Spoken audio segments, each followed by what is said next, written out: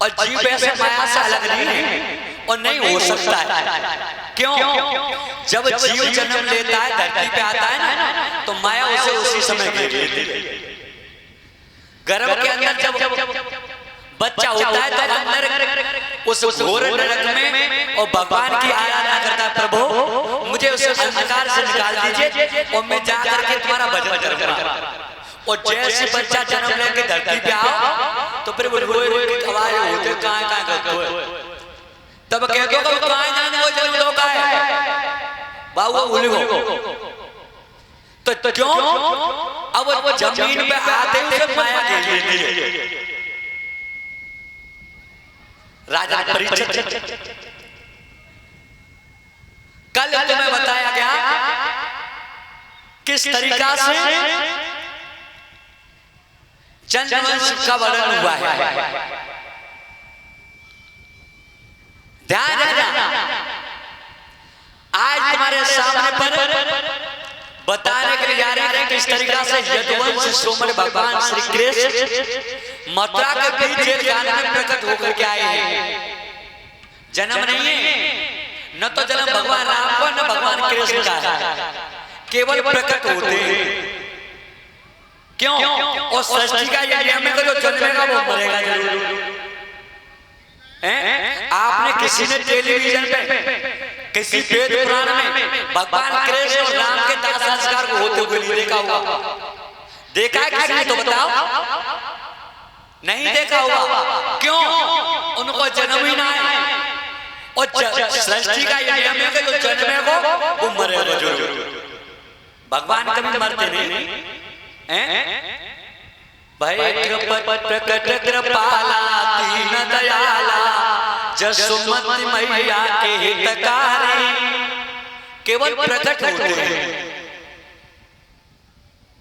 ध्यान रखना, मथुरा के चक्रवर्ती राजा हुए थे आहत महाराज, इसी चंद्रवंश के नायक बने।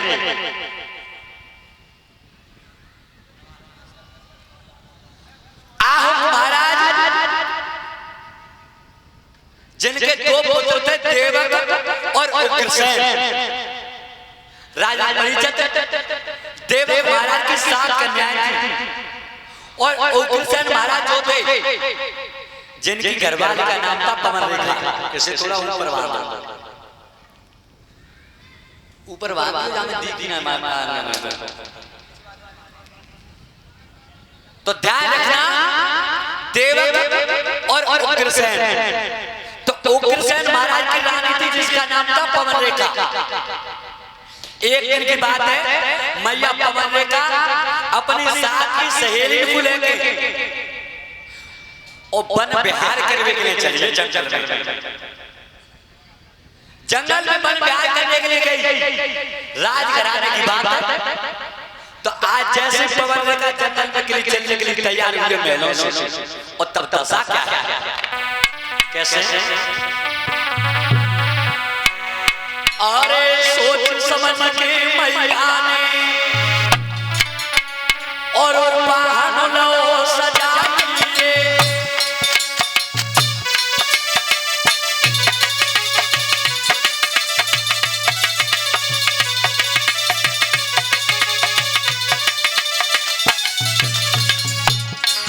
अरे सोच समझ के मैया ने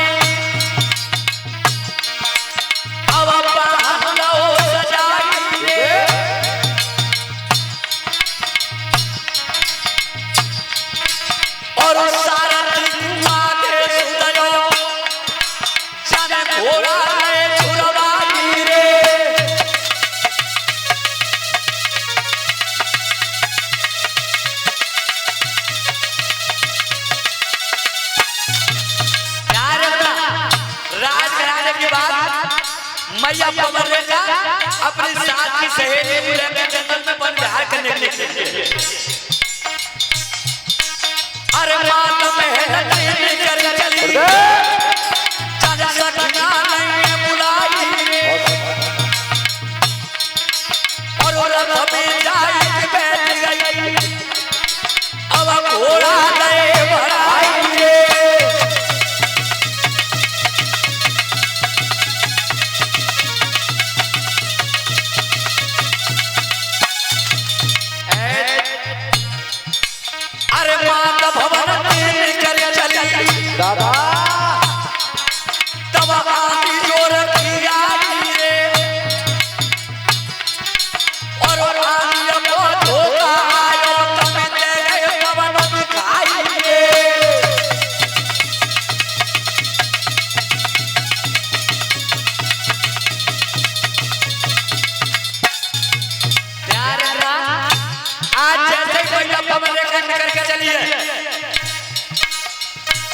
राजघराने की बात अपने साथी सहेली को लेने और रतन बैठ और भैया कमेटी वाले जो हैं वो पांडाल को बढ़ा के रखो। कल गई तो आज दिन कहने पांडाल बढ़ा के रखो, आज जरूर बड़वा हाँ बड़वा।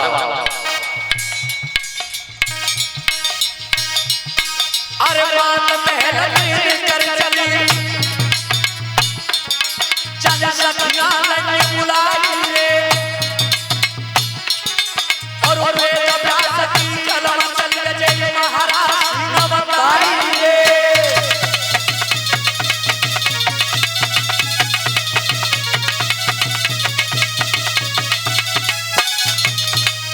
ऐसी मैया कमरेगा जो उग्रसेन की पत्नी और बन ब्याह करने के लिए गई तो मार्ग में अपने साथ की सहेली ले गई तो आंधी को प्रकोप हो गया। अरे आंधी को धोखा आयो गुरुदेव हमें गए पवन दिखाइए यही बात है। और बात सहेली पे चल रही अब कहा गरीब बन आई है।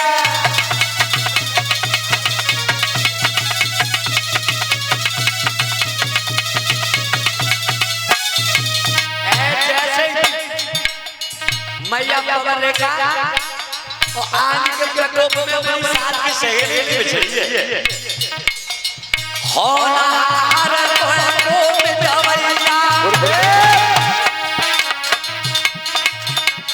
श्रोता सुन ले ओ ध्यान लगाई पापी एक चलो अपना घर री उग्रसेन की सटन बनाई।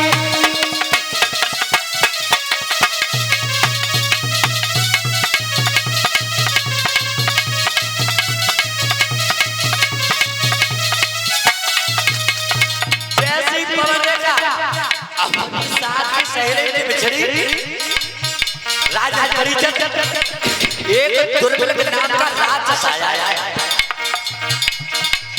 ध्यान रखना जो दुर्बल नाम का राक्षस आओ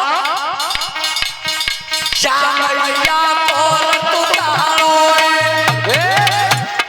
कहीं पे पापी पहुंच हो जाई सनम पे जाए खड़ो भयो ओ हंस हंस के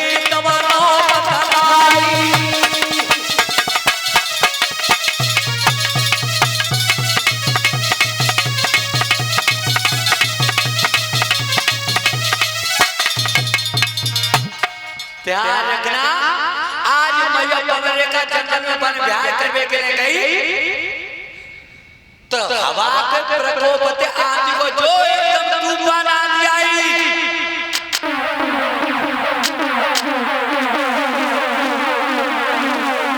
पवन रेखा अपनी साथ की सहेलियों से बिछड़ गई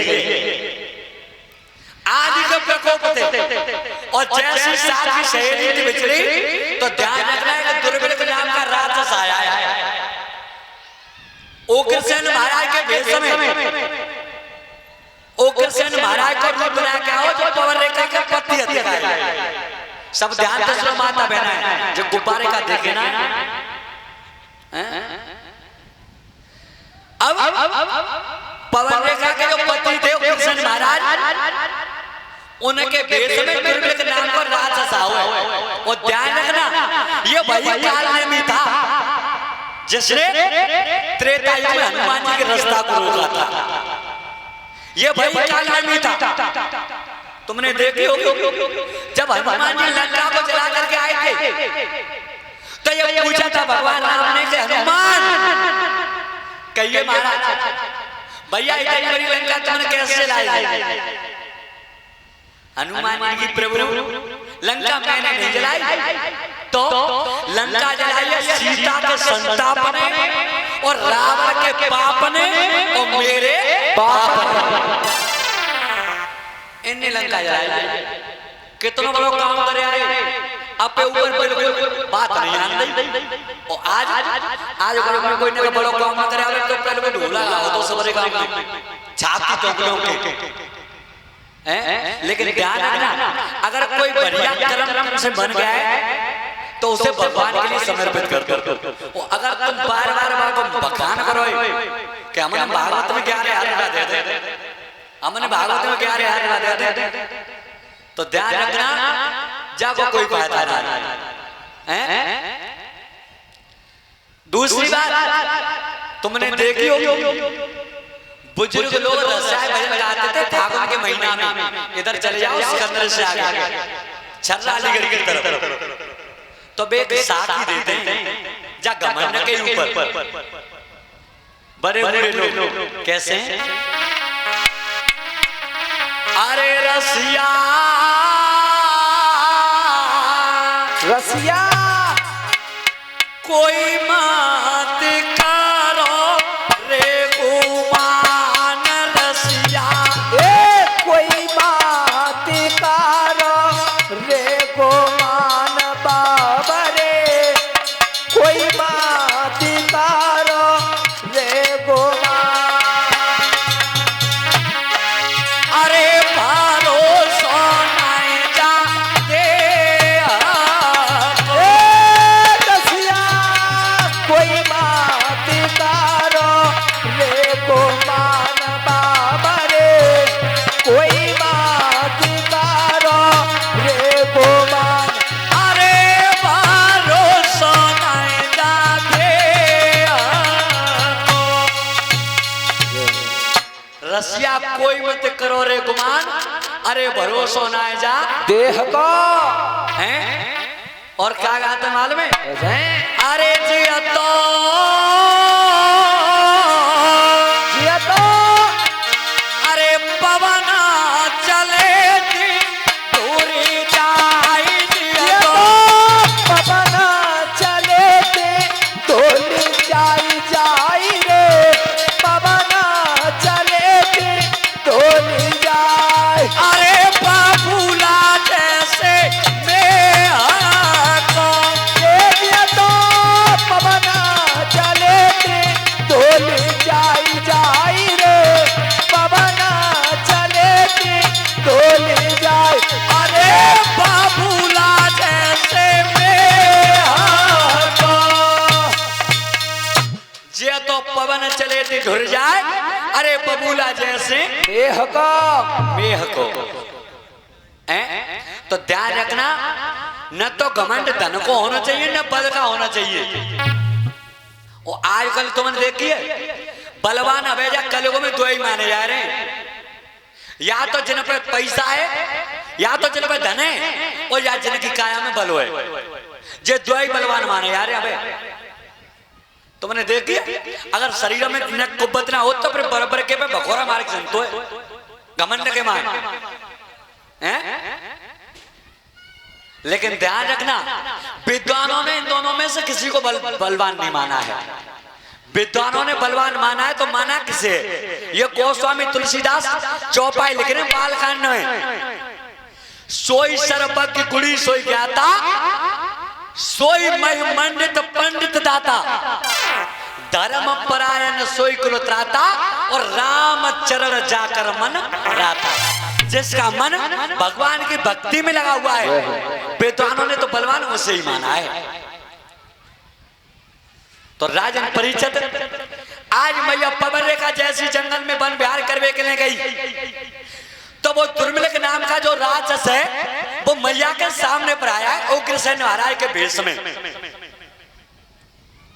उग्रसेन महाराज के भेष में, और जैसे आगे आके खड़ो भाओ तब कहिए भद्रे घबराओ मत, घबराने की कोई बात नहीं है। क्यों? तुम्हारे कोई संतान नहीं है, मेरे तेज से जो बच्चा पैदा होगा वो इतना बड़ा बलवान होगा कि इंद्र भी सामने पर हार करके जाएगा उसके। दुर्मिल के नाम को राक्षस कह रहा है, उग्रसेन के भेष में खड़ो है कि जो पवन रेखा के पति हत्या का है। मैया ना समझ पाई कि राक्षस छल कर रहा है मेरे साथ में। लेकिन ध्यान रखना कुछ कथावाचक कहते हैं कि उसने सहवास किया मैया के साथ में, ऐसा कुछ नहीं है। भागवत में लिखा आया है कि जब वो दुर्मिलक नाम का राक्षस जब मैया के सामने पर आया था तो मैया के उदर में कोई संतान थी, मैया के उदर में संतान थी। और आज तुम देख लो आज अगर कब मेहतारी के पेट में बच्चा हुए तो भाई गीता और रामायण की किताब पढ़ने की सलाह दी जाते ताकि बच्चा के ऊपर संस्कार बढ़िया हमें। तो वो दुर्मिलक नाम का राक्षस मैया के सामने पर आया तो मैया पवन रेखा गर्भवती थी।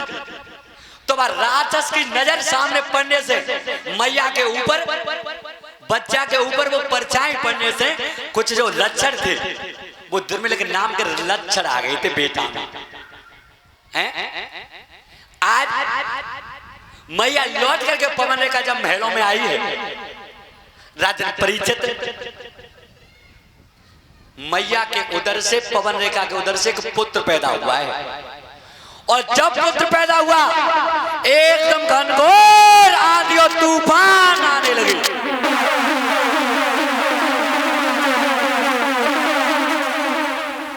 ध्यान रखियो राक्षस जब पैदा होता है तो फूल ना बसत आंधी और तूफान ही आवत है। तो जैसे पुत्र पैदा हुआ उस पुत्र का नाम रखा गया था कंस। कंस धीमे धीमे जब कंस नौजवान हुआ है अत्याचारी बन गया है, अत्याचार करने लगा है। काऊ के बच्चा ले जावे नारे हेठ जमुना जी में डुबायावे, बालक पकड़े खेलवे संग में जावे और नारे हेठ जमुना में डुबायावे। अब रोज ना उग्रसेन महाराज पर शिकायत आ रही है। क्यों ऐसा होता क्यों है? लिख रहे हमारे विद्वान अपनी कलम से। कैसे हैं? अरे भले बुरे नु में होते और भले बुरे नु के अंश,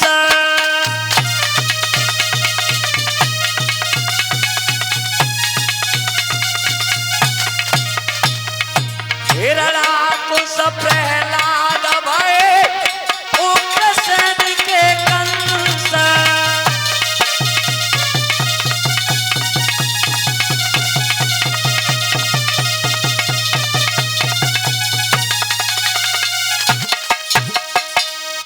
भले बुरे में होते हैं और भले बुरे के अंश। और हिरण्याकुश प्रहलाद भय और उग्रसेन के कंस कितने दुराचारी थे। हिरण्यकश्यप कितनों दुराचारी हो ताकि प्रहलाद जैसी संतान जन्मी है। और कितने धर्मात्मा थे उग्रसेन महाराज तेने के कंस जैसो कपूत पैदा हुए। ध्यान रखना। तो जब कंस नौजवान हुआ है अत्याचारी बन गया है। एक दिन की बात है कंस अपने साथ के लड़कन के संग में खेले तो कंस ने कही अरे जी बताते हम का बनाओ खाए के लिए। बालक ने भैया आज भाई हम खीर बनी है। झूठ बोल लो कि ना तुम्हारी से खीर बनी है मान की झूठ बोलो नहीं मुंह खोल के दिखाइए। जैसी वह बालक ने जीव निकाल के दिखाई है मुंह खोलो तलवार से जीव ही काट दी। बोल जाए कंस ने अत्याचारी बन गया है। रोज उग्रसेन पर शिकायत आ रही है। अब मगध देश एक राजा थे। मगध देश एक राजा थे जिनका नाम था जरासंध। जरासंध। और ध्यान रखना मगध देश जो है भैया बताओ तो जे का हमारे जहाँ जलेसर थी कहते हैं। जलासंध जो था वो जलेसर कोई रहे व्यवहार हो। आज हमारे तो चले नहीं है अगर हम आऊं तो रिश्तेदारी में हमें तो हम तो जो जे कहते हैं कि भैया जलेसरिया जिंदा है हैं जो सच बात है। ये तो चले जाओ तो जो कहते हैं जलेसरिया जिंदा है। तो ध्यान रखना। और एक मगध देश जो है वो बिहार प्रांत में पड़ता है। लेकिन जरासंध के जो कुछ अवशेष हैं वो जलेसर में देखने के लिए मिलते हैं। अब जरासंध महाराज मगध देश के राजा थे जिनकी दो लड़की थी आस्ती और प्राप्ति। और जब आस्ती और प्राप्ति दोनों बेटी शादी लायक हुई और तब बहू का है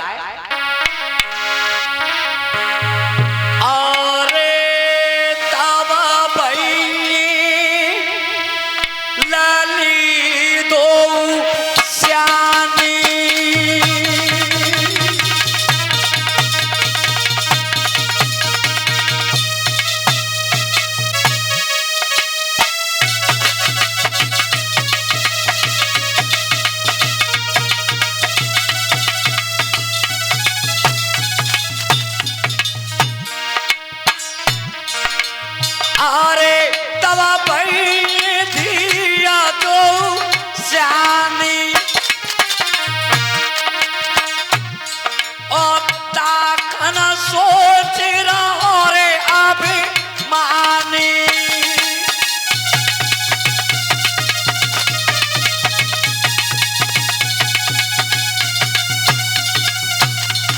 याद रखना, जैसे ही आस्ती और प्राप्ति दोनों बेटी शादी लायक बनेंगे, जरासंध महाराज बेचैन है।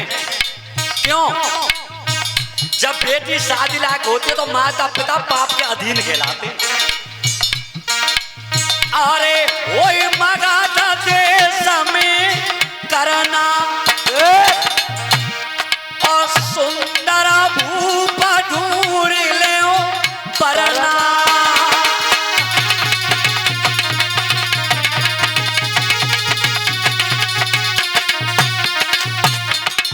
जैसे ही राजा जरासंध और जब शादी के लिए बेचैन भाई दोनों बेचैन के लिए, जरासंध को एक मित्र था जिसका नाम है कालीवन।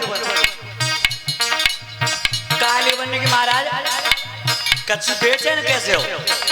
दोनों बेटी शादी लाके जाके था। महाराज चिंता मत करो, हम बता रहे हैं, शर्तें लगा दो। और अगर तुम वरना बलवान देखो चाहतो, बलवान कुलवान देखो चाहतो, तो तुम्हारे द्वारा पे वरना आ जाएगो। काके कालीवन ने मुगदल चौकदार देव राजा राजन शरत देव लिखवाई। दोनों मुगदल रंग भूमि में जो कोई परना देगो मिलाई। मगध राज जय शरत लगाओ तब बिटियनों की करियो सगाई।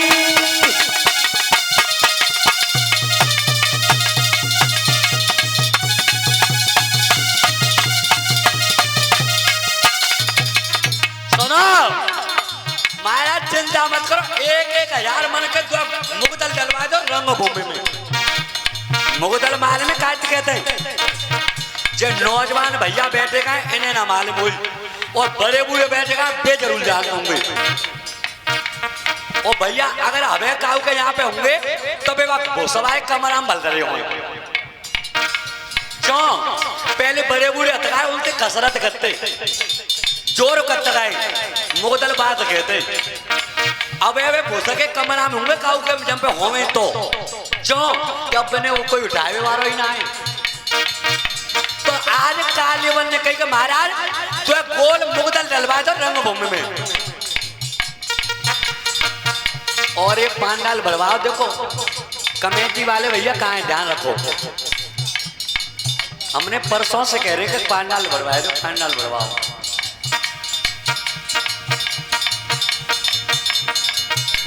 कालीवन ने कहेगा तो मुगदल डलवा 1,000 मन के रंगभूमि में।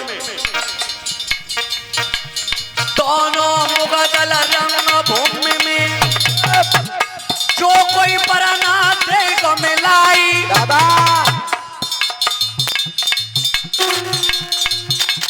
मगध राज जय शरत लगाओ और तब बिटियनों की करियो सगाई।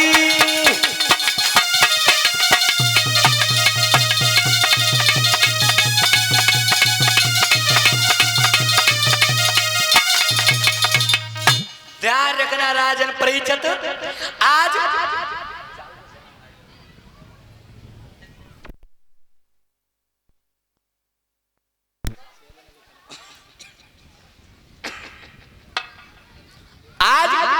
जैसे